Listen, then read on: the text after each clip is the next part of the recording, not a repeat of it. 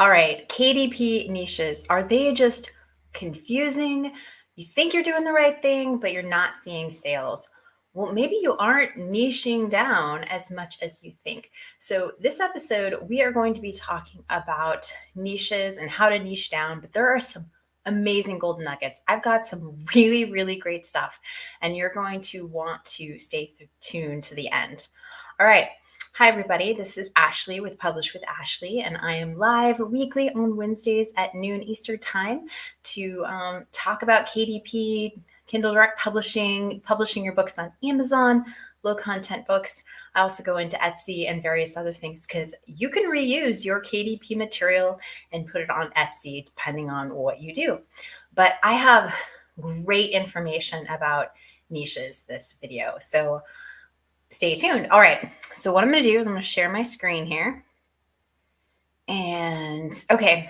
So here, everyone was wondering the two things that really are the eye-catching, or at least the starter things you need to kind of succeed at, are your covers, because that's the visual way people purchase something, and then niching. And niching is really just thinking of, when you go into a store and you're going to buy something, we have kind of an idea in your head what you're going to buy. Well, when you go to Amazon, you already have a buyer, right? And they are already past the they're kind of at the decision point. So they've decided they have a problem. They know they need something to fix it. And so they've gone out to Amazon to purchase something. Yes, some shop and window shop, but really a buyer on Amazon is kind of ready to purchase. So that's a great place to be. So what you have to do is capture their attention through that cover, but then in their head, what they are trying to get at, right? Because in a store, you can walk around, or, you go to Housewares or whatever you're looking for. On Amazon, people have to type in words. Okay, so you have to think like the buyer and niche down, which seems so confusing. But this is kind of what I call the rule of three. And I think of the type of interior, and then I think of a niche, and then I think of a sub niche. And sometimes I'll throw in a cross niche there. So we'll kind of go through that. So here's some examples. So your type of interior is a dot marker, and like a dot marker coloring book. You want to do it on animals, but not just animals. You want to specifically focus on farm animals. Okay, because farm animals has a specific picture. You're thinking cows and pigs and chickens, not just any animal. Like a crocodile would not be a farm animal, right? But you could do jungle animals, and maybe that captures, that sounds to me like boys, right? Who want to have an adventure. And it gives that feeling of adventure, right? So your sub niche is not just that niche, it's what experience is that person looking for. Okay, so guest book, wedding guest book, Halloween. Yet again, that is a specific experience someone is looking for, a Halloween guest book, because they are going to have their wedding in Halloween. Now, what type of vibe would that person want? And that can translate to what you're going to create for your cover, right? Someone who wants a Halloween wedding isn't your typical person who's going to have the white dress and all that. And they may, but honestly, they probably are going to do something a little bit different. So understanding that niche, that audience, is super important. Okay, so gratitude journal. You can't, gratitude journal, that's kind of a interior type. Christians, and then maybe you go specifically Methodist, and then maybe niche down further, women or men. And a lot of that can be controlled by the cover. You could have a more feminine cover, or you could have a more plain or masculine cover, right? So that kind of is a niche within a niche, right? Or a sub niche, if you will. Okay, now a 2021 planner. So maybe you're just not doing a planner, you're doing a homeschool planner, and you're not just doing a normal homeschool planner, you're doing this for multiple children. That means that as a mom who probably homeschools her kids, and she has more than one, and to find a multiple children homeschool planner is a little bit more difficult than just finding a single individual one, because multiple children, unless they're twins, they're probably at different age groups, different educational levels. And so you would have to account for that in your interior. But that is a problem homeschooling moms probably have. They probably don't just have twins. More than likely, they have a range of children in ages and educational levels. So that's something that you're really providing a service to a specific audience. This is how you've got to think. It's not just about the niche, it's about the audience. See how when I went to like guest books for Halloween, it's, a certain type of wedding. It's not just your normal wedding, it's something different. Think about that audience. Okay, so memory book, babies, and then maybe a book with twins or twin girls, twin boys, a boy and a girl, right? That's a very specific niche. Now, the smaller niches are definitely going to be, there's going to be less buyers for these sorts of things, but it is something that you can stand out from the crowd and create something different. There are, even if you only, there are a lot of people who have twins every single day. So even if you capture, 1% of them, that's actually a lot more than you think. And a lot of these people are searching on Amazon. And you know why they're searching on Amazon? Because they can't find specific needs. They can't find the specific thing they're looking for in a store. A Halloween guest book is not something that you could just buy at a bookstore. It is not something you can just buy at Walmart. It is very specific to what they are looking for. Okay. Hello. You have one wedding Gothic book and it's sold once in 3 years. I have one this year and I've sold about 10.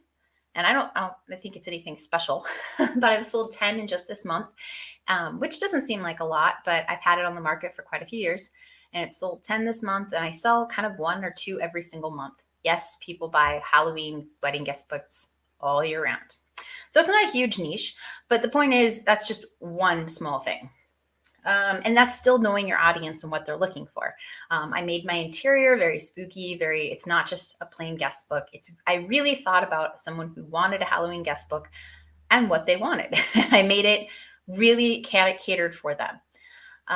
Okay, so let me go back. That's kind of, it's not as easy as you would think. It's not hard, but it's not as easy as it sounds. Let me go to my next, let's see. I can change slides here. Maybe not. I don't know why my computer does not want to change slides. I even lost my mouse. There we go. Change slides. All right. So the next thing is audience. Audience, it's part of niche, but yet it goes deeper and under it's that psychology of buying. You need to know who is your audience. Who would buy this? What problem would they solve? What do they like? Where do they hang out online? What are their problems or types of problems do they have? Like what other problems, not just the problem you're trying to solve. And what are their cross interests? And if you are just answering this with one word, like who would buy this? Okay, people who like cats. No, you're not doing this right. Okay, it's more in depth than you think. You have to. This is how you sell. I know this may not be exciting for people and you may think this is just silly, but you have to understand who you are selling it to A, get the right keywords, B, create a cover, and C, create an interior that is actually going to appeal to them. And if you aren't answering these questions in depth enough, you probably are not going to get the sales you're looking for. Now, that's not to say if you can answer all these questions, you're going to get instant sales, but it is a process that you have to kind of think a little bit harder about than just the cursory answers that come to mind. You really have to consider your audience, their emotional tugs, what they want, what they like, what they dislike. Who are they getting this for? What is their problem? It really is, the cross interest is a really interesting one too. So I was thinking about so let's say you have a journal, cat journal, but you're focusing on a journal for senior women and maybe they have several cats. So maybe it's the little old cat lady with lots of cats. Well, what else might she like? She might like knitting. She might like crocheting. I know that's very, maybe pegging someone in a specific hole, but you can kind of think what she would like. If they, if it's a grandma who likes skydiving, that's a very different grandma than the one who likes knitting, or I guess they could be the same person. But you've got to kind of decide who that person is and give them multiple personality traits and then offer them products and then cross products, especially if you get something selling. Offering a cross product, a grandmother who has multiple kittens who knits, right? That's pretty specific. It's probably not a huge market, But that's the kind of ideas you want to come up with to really focus in on your audience and your niche. Okay, so I wanted to show you something kind of interesting. This is really cool. So if you have not seen this, I've got another one. I'm going to do keyword boxes just briefly to show you what the keyword boxes are. That's the next one. But I wanted to show you this. So if you have not gone into Google AdWords, I think it's called Google Ads now, you can create a free account. I'm not sure about some countries. I know I've heard problems of creating a free Google keyword ad account or a Google Ads account in some countries. So I can't help you with that, but I'm pretty sure most people can do this. So you create a free account in Google Ads, and then you log in and you go to Tools and Settings, and you're going to see this planning, and you're going to click the keyword planner. That's where I am right now. I'm in the keyword plan. Okay, so it's under Tools and Settings usually. Sometimes you have to click around if your screen looks a little bit different. I know in different countries, sometimes they look a little different. But what I did is I just typed in senior gifts.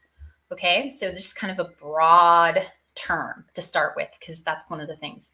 Now, the things you've got to throw out or anything trademarked or anything, I think I put in cat journal here first, and I got a lot of like trademarked like Pusheen and Grumpy Cat and things like that are trademarked. So you got to throw all those ideas out.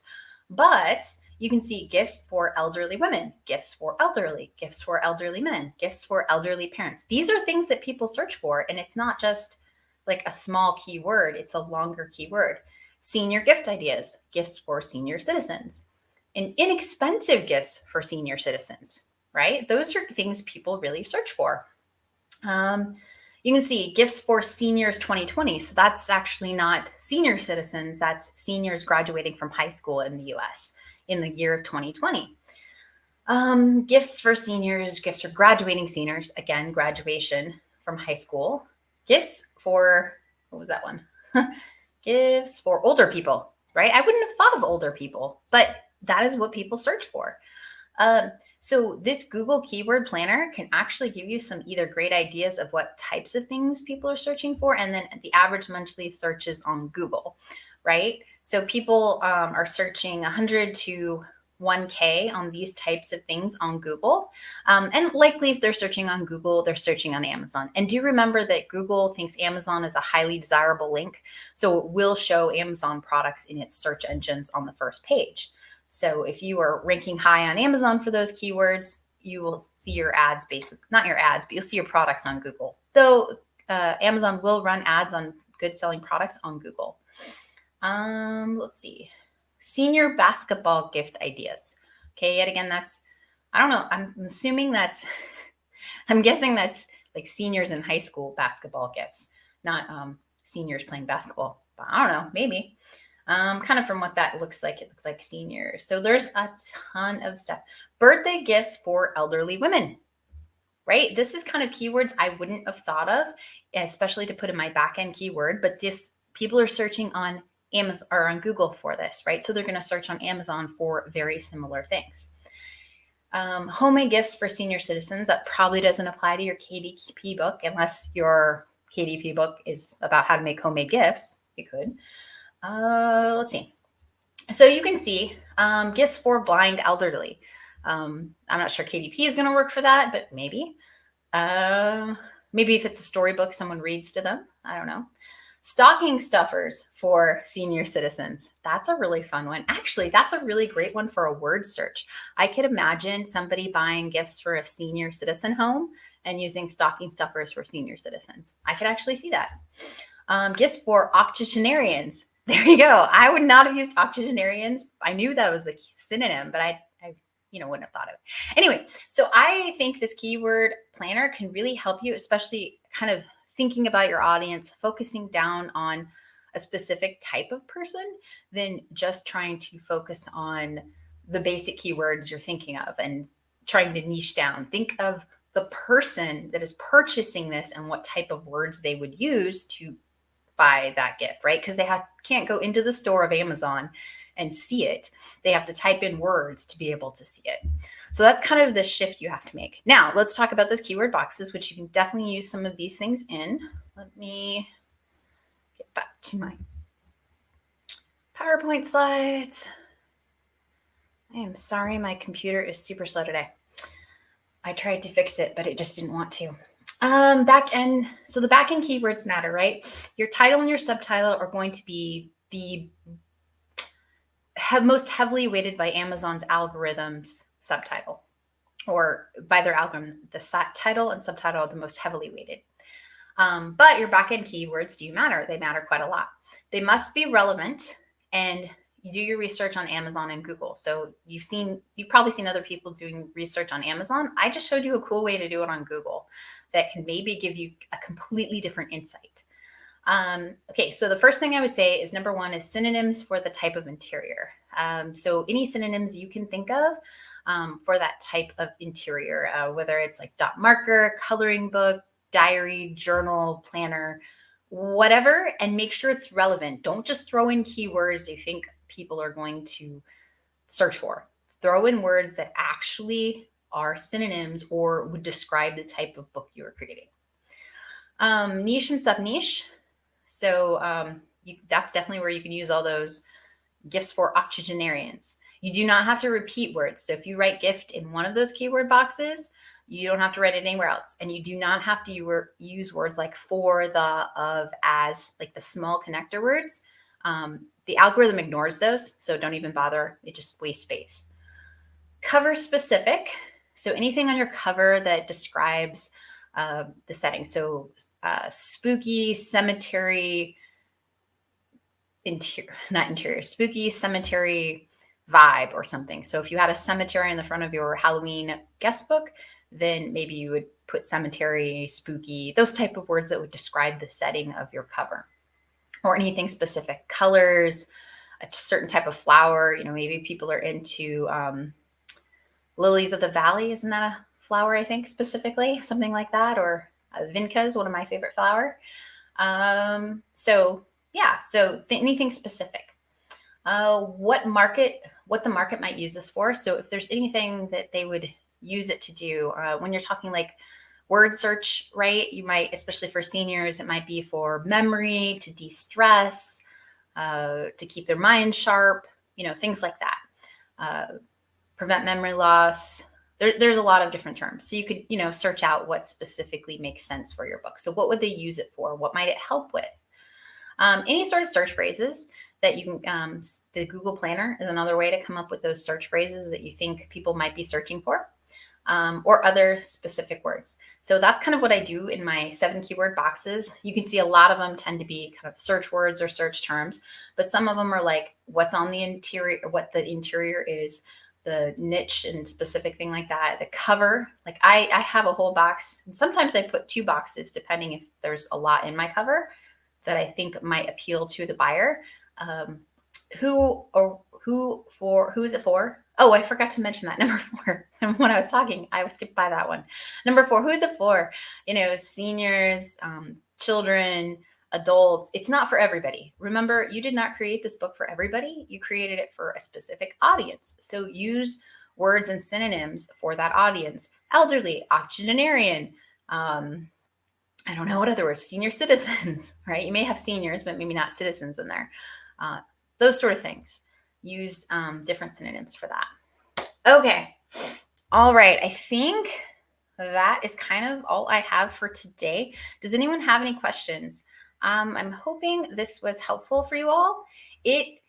Keyword, like the 2 things, like I said, you can control are your cover, and you can control who you're creating this book for.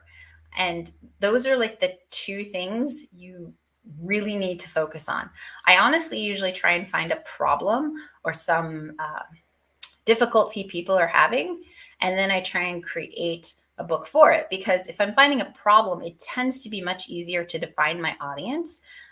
You know, if they have a problem with, I don't know, sleeping.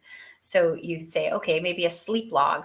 Well, is it specific types of sleep, like sleep apnea, which I know you can use a CPAP and things like that. But there are other methods. You know, what do you eat? Diet makes a big difference. Their water intake, how long before they went to sleep did they last drink or eat or something like that? Or do certain foods make them not be able to sleep, right? So you could create a logbook specifically for that.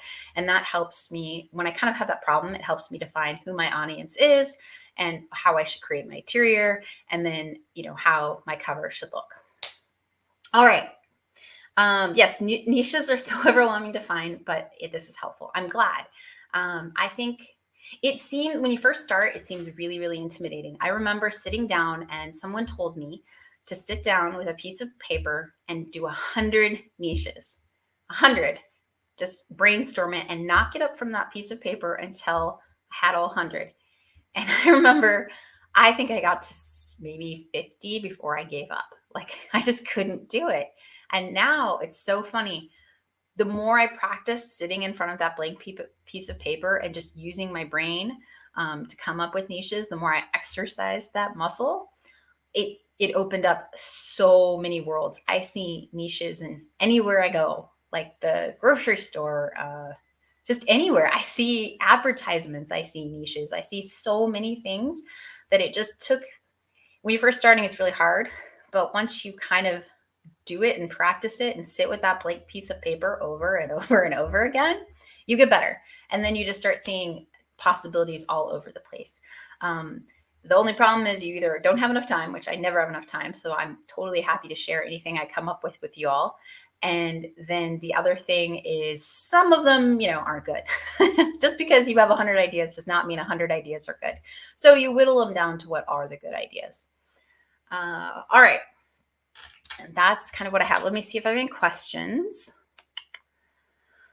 Okay, essentially like a daily weekly habit to thinking, reframing. So glad so you mean just sitting down to like think of niches? Yeah, so if you sit down daily and try and come up with 10 niches, they don't have to be good. In the beginning, don't worry if they're good. Just start coming up with them. And if you sit down and try and do it every single day, it's amazing. At the beginning, it's really hard. I'm not going to lie. It's really, really, really hard. I tried to do that 100 and I got to like 50, 40. I don't remember. It wasn't 100. And I totally gave up. And now I can sit down and probably do that fairly quickly because you just become more creative as you do it more often. You have a ton of ideas, but no time to make them. Yes, I understand that so much.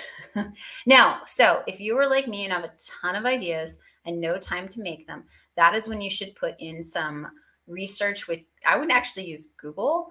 My other place I do research that's kind of different from most people is Etsy. I actually look and see what's selling on Etsy. Now, you don't get numbers and they don't have the, system of naming them from 1 to 20. But what you can see is products that have lots of reviews. And if they have lots of reviews, they probably have lots of sales. So that does kind of, weed out if that is getting a lot of sales. So I'll actually do, research on Etsy. And that's kind of different. I know people don't do that, but I do. And I found it really, it does help me narrow down my ideas from, 100 to like maybe 5 good ideas. So I definitely do Amazon. I do that on Amazon, but I do Etsy, and I also use the Google Planner to the Google Planner also gets my mind thinking sometimes of things I hadn't really thought about. Like when I was looking for senior gifts, I was literally looking for elderly, right? Senior citizens, but it showed me that, class of 2020, people searched for gifts for high school seniors, not just senior citizens. So that, that's another niche. And sometimes it gets you thinking a different way to maybe find something that's even better. All right. Yes, I know most people do not think of Etsy when they do research, but guess what? Lots of people buy stuff on Etsy. And the thing is, it's a different type of clientele that is on Etsy. And so sometimes you can I found a few things that are on Etsy, but they're not on Amazon. I've had varying degrees of success. I had one thing that it doesn't sell a lot every single month, but I have 3 different versions of it, and it sells every single month, anywhere from $10 to $20 a month for each of those. Christmas, it's going to probably be about $100 to $200. So it's not huge, but I found the idea on Etsy, and it sells every month. So that's pretty cool. And it wasn't something that was really on Amazon. I had one thing that I think it's a trend thing that's on Etsy, and people are just not searching for Amazon for this thing. So I think that's, that was kind of bad luck for me. But you never know. Maybe one day people will start looking on Amazon for that. And since I'm the only product out there, I'll be selling until I guess people discover it. So hopefully that was really helpful for you guys. And yeah, that's kind of what I do. My process in the beginning was difficult, but as you just try and do it more and more, it's going to become easier. I promise. I did not have millions of niches in my head when I started. I didn't understand people who had millions of niches in their heads, but I'm kind of there now because I've practiced enough that I'm like, oh, there's something, and I can do that. And not all ideas are good, but some are great. And you just got to find a few great ones in there. All right. Love the Google keyword research. Just what you needed. Good. I'm really glad. I know that was something different that probably most people aren't showing you for KDP because they're really focused on looking at Amazon. But I'm that person who has to do something different to come up with that creative idea. And so I generally tend to do things that are different than most people. That's just how I work. Anyway, all right. Okay, that's all I have for today. I will see you all live next week. And I think we're going to do some reviews of people's stuff. I have a few people who are volunteering to show stuff. So if you want me to look at your stuff or look at even something else that's not necessarily yours and just have like an opinion of, is this good? Is this bad? What do you think about this sort of thing? Please leave ASINs or whatever you want in the comments, and I will try and do that next week. Because I think people just, sometimes when you're new, especially, you have this idea in your head, oh, that's great. But maybe not, maybe yes. So I can kind of offer my thoughts and insights, and you can, take that for whatever it's worth. All right. You reposted some ISBNs. Oh, good. So I will try and get to those because I know you had said you had, but I had not seen them. So maybe they're I'll see it from that comment. All right. ASINs, yeah, ISBN, same thing. I can find them from either one. All right, thanks so much. Do you ever do one-on-one reviews for description help? Yes, I do on my website. I should still have it. Some one-on-one coaching kind of type thing. So if it's still my website, it should be. I do that. All right. Thanks so much, and I will see you all next week.